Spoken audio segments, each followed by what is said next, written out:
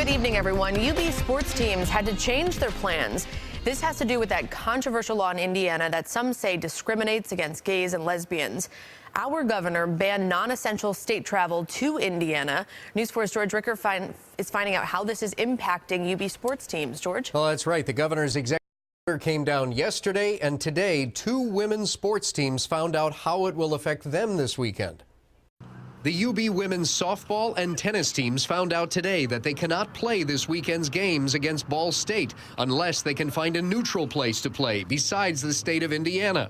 It's the governor's response to Indiana's Religious Freedom Restoration Act, which many believe could be used to discriminate against the gay and lesbian community. UB put out a statement saying in light of the executive order and in solidarity with its intent to promote fairness, UB employees and students are prohibited from conducting state-funded or state-sponsored travel to the state of Indiana while this ban remains in effect. UB students we talked to were mostly supportive. I'm all for it because we have to boycott it. The law that they passed is discriminatory, and I feel that it's a step in the right position because that law opens up for discrimination against a lot of people. I don't feel like it's right to discriminate, but at the same time, they had nothing to do with it.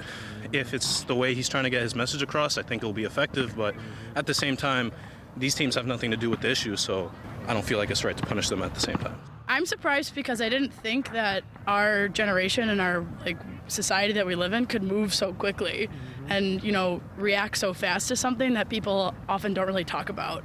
So I'm kind of proud of the fact that I go to a school that doesn't really accept that and that embraces the LGBT community.